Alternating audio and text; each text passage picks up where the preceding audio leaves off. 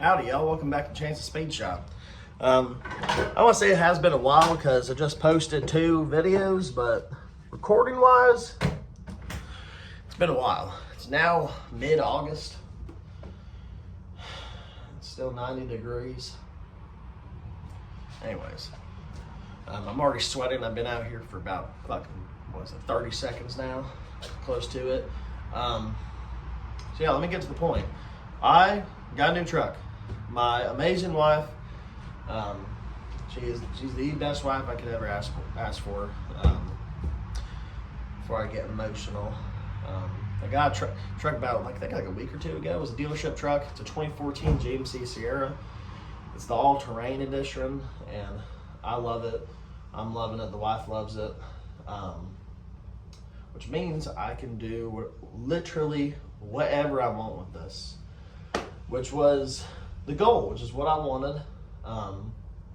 It's gonna be a big project. Now, I know that I just did the rear main seal back in May, and then I did the front main seal.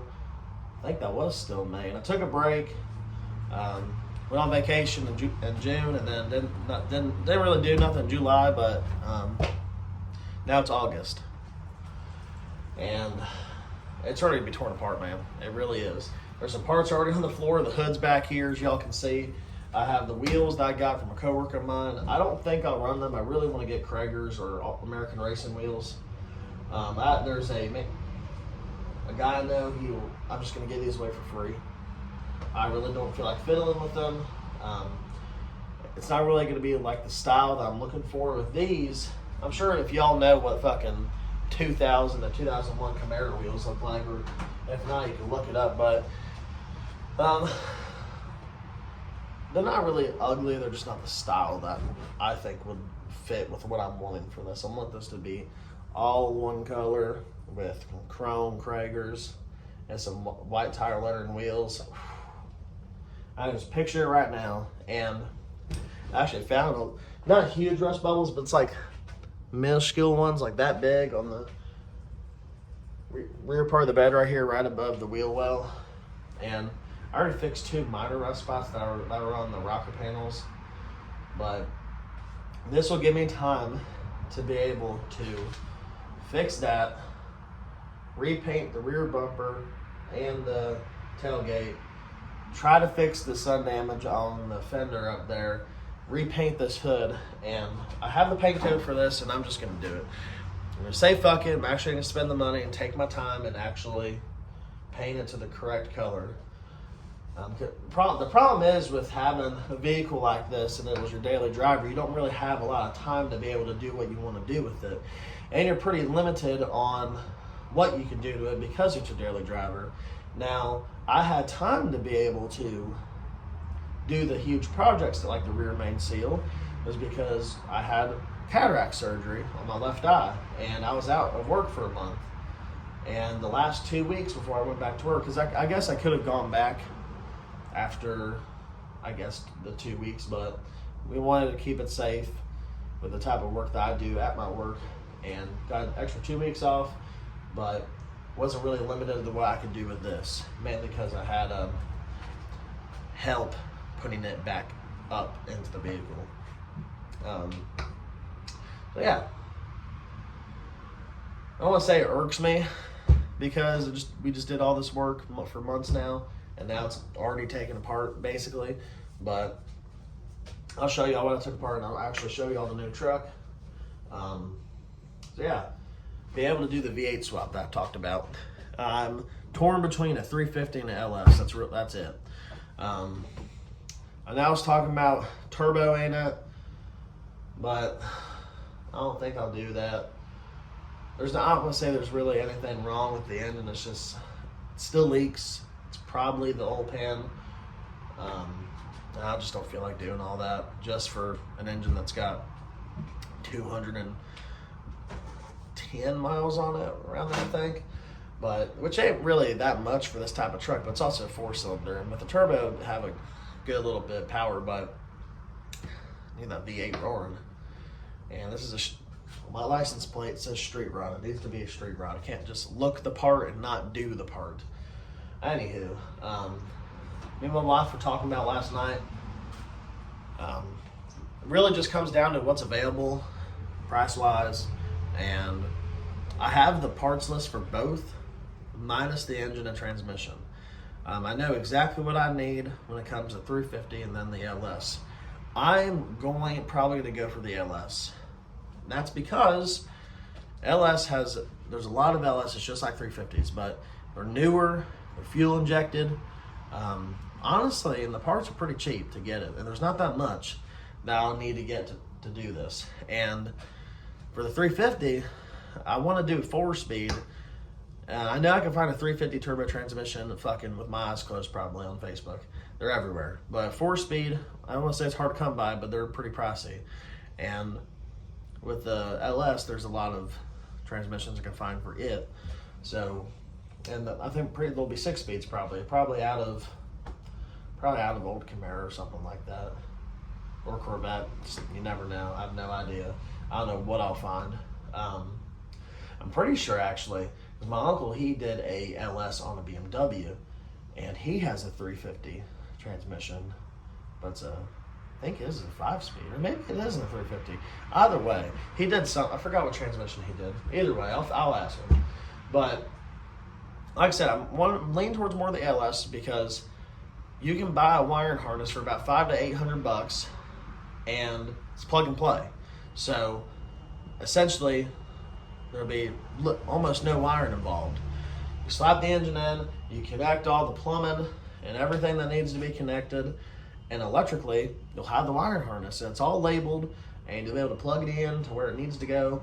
But for the 350, kind of got to rewire. Now, wouldn't be much to rewire because it would honestly just be your gauges, headlights, and taillights, and maybe your interior lights. But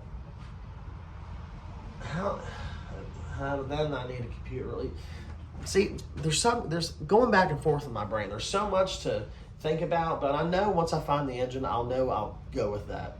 Because when I find a good engine, and as long as if I can crank it over by hand, then there should be no issue, and I won't tear it down to the block or nothing, but tear it down a little bit, inspect it and whatnot, and just go to town with it, and then get those parts over time, because I don't want to spend my real money, so I'll do overtime money just to be able to fund this project, so I don't spend our actual money, so I can spend whatever I want.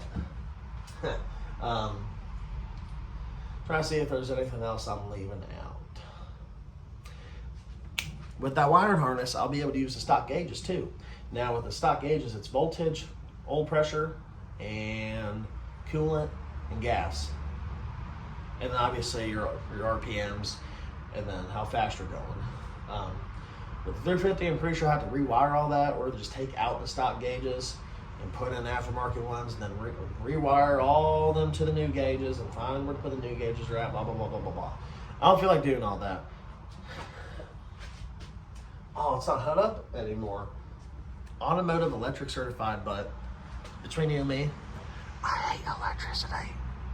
And between you and me, I don't really know what I'm doing. I don't. I'm certified, and I'm a certified automotive electrician, but honestly, I know my way around, but I don't know how they certified me. But also it's because I don't pursue it as a career. I did that. It was like a vocational school, and that's what I got certified at the very end. So yeah, I'll show y'all what is happening in the shop. So I got this out basically so far. Got the belt out, got the intake box out, the whole intake system, some covers, the fan, the water pump, some pulleys, and then the tensioner, and then the thermostat. And there's tools everywhere. Yeah. Already disconnected the exhaust manifold. I'll have to get to the bottom and get that all off. I'm still trying to figure out electrically if there's anything else I need to unplug. I pretty much unplugged as much as I can unplug that I could see. But really, what's next is I need to loosen these motor mounts, take the bolts out, and then obviously I'm going to drop the transmission, because I know that I could probably get this whole engine out with the transmission in, but I know a lot of people take this off. I ain't doing all that. And, oh, actually, where the hell did that radiator go?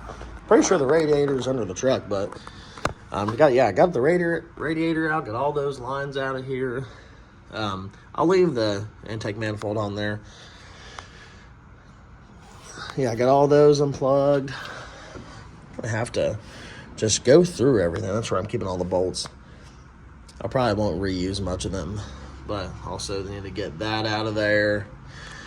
I don't think I need to touch any of this, but like I said, I don't think this will be my first engine swap. Very first. Got all this out. Yeah. Oh, here it is. It's in the back. Yeah. Everything is out. Need to get all this shit out of here. I think I'll be done with everything in here right now. And that's because I think I'm just going to go ahead and start with getting the transmission out of here. But before we do that, I'm going to go ahead and take the shifter out inside the cab. It's just like before, just like I showed y'all before. So you're going to be seeing a lot of the same stuff, but like I said, this is going to be the first time I'm ever going to be doing this. So this is going to be a very long series of me taking everything apart. Then everything will be fully apart, and hopefully right after that, get the transmission and start ordering the parts in. Could be weeks, could be months. I don't know when the series will be finished, but I know that I'm not going to freak myself out over it. It's just for fun and just to give me something to do. So yeah, let's go ahead and get started.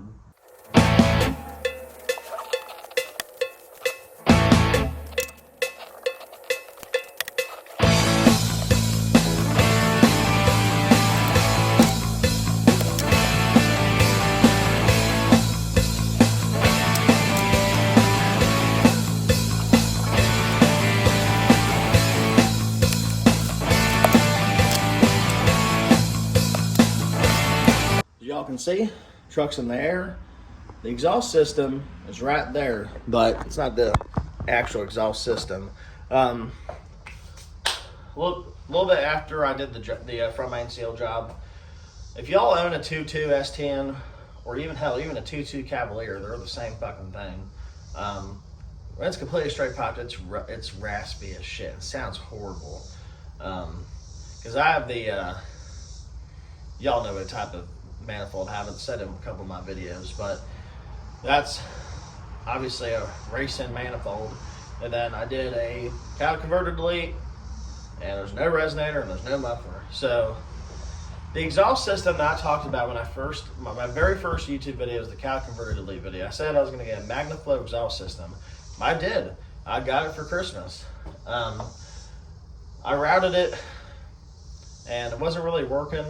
I was impatient and it was cold. It was still December and I really just wanted to get it done. So then I kind of like rigged it up and it sounded, don't get me wrong, it sounded fucking good. But this side was straight. This side was crooked as shit. It veered to the right. And there was an exhaust leak somewhere. So I took it all apart and I took that MagnaFlow muffler and it's just a single outlet on this side, big old muffler, and then two tips right there. And then I just did dumps. And it sounds pretty good. It honestly does sound pretty good. Gives it a deep growl. There's no raspiness whatsoever. It's just a deep growl when I'm driving around. But when I get that V8, I'll probably do some. I saw an exhaust manifold came down like this and then comes out of the fenders on the bottom. That'd be way too fucking loud. But whenever I finish the exhaust system on this, whenever I do my LS swap or 350, banking on the LS, I'm just gonna route it to the back, just to make it look good, make it sound pretty good too. Because when you have a full exhaust system, it sounds so much different than when you have like when I did the side exit on this, for my very first video. It sounded good and it wasn't raspy. But when I did the full exhaust system from headers back, it was super raspy, super. Except when I did the side exit dump. Barely any rasp.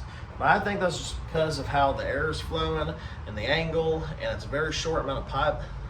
But if y'all see it goes From there, does a bend, right angle, another bend, big curve, then another curve up. It's a whole damn thing. But now I'm just rambling. I'm already up 3 minutes in basically. I think I'm just stalling, just trying to get motivated. I don't have any of the parts yet, so I think that's why I'm not really motivated, but I need to get motivated, get down and get to work. Because this is just going to be much easier when I get the parts. But that's just because I wanted to get the engine first. Because when I figure out what engine I can get the rest of the parts. So I need to actually start looking. I never normally wear gloves, but I ain't risking it when it comes to spider webs. Fuck all that shit. All right, let's get this drive shaft out of here. I don't know how well y'all can see it, but right here, they're supposed to be 11s, but some of them are kind of stripped out. Anyways, what do they say? Cue the montage.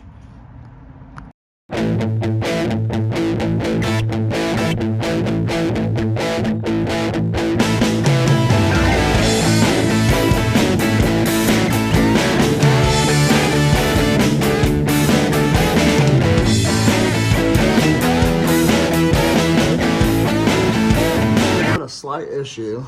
I have a very big issue. These are out. Bottom one's out. That one's completely stripped out. 10 won't work. 11 won't work. 12's too big. So I'm gonna pray that vice grips will work. As y'all can see, I got a vice grip on it. See, she works. Oh, yep, broke loose. Gotta thank the Lord for that. I don't know if I'll be able to do the rest by hand, but I can. Perfect. Beautiful.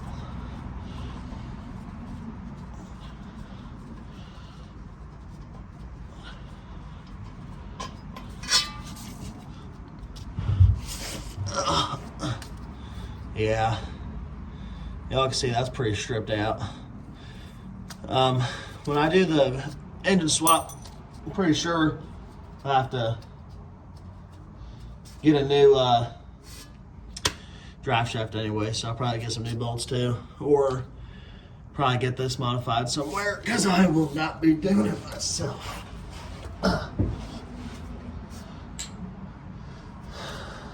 Yeah. Everything's out.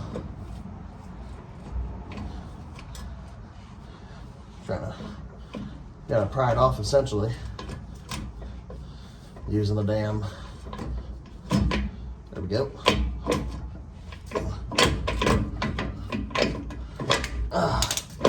Beautiful. Got that down. Now, should be able to just slide right out.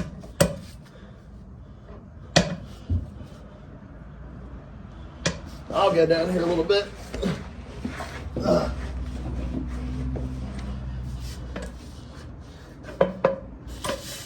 All right, here we go.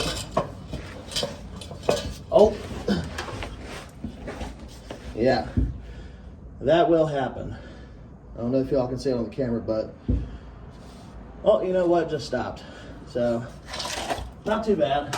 Transmission fluid will leak outside where the shaft goes in. So yeah, there it is. Fairly easy as long as your shit's not stripped. There's a drive shaft right there with all the bolts. Now, all right, got the empty oil pan, the T-17, and Oh, there we go. Oh, now I'm gonna let this drain overnight, just to make sure I get it all, and everything should come out, because whatever fell out of the drive shaft should be it. And that's about how long it took for it to stop dripping. You're probably asking yourselves, hey dumbass, why ain't you just fucking let it do a tiny stream and just put the plug back in? Well, guys, when you take this off, would you rather it leak, spill everywhere, or even have transmission fluid get all your garage floor when you take it out? I don't think so. If you're patient, it'll all come out here, and just give it a night, and it'll all come out. It'll be a nice and clean process. Oh yeah, look at all that. Damn shame too, this is all fresh. Oh, there we go. Yeah, look at that. That's fresh transmission fluid right there. From when my wife helped me put the new fluid in when I did the rear main seal. But it's time. It was time.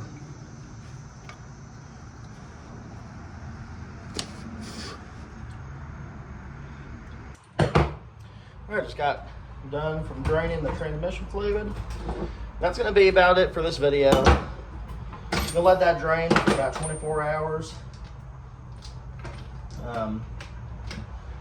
It's gonna be a very short video, but I want this to be a pretty decent series, and it's gonna be a long process anyways.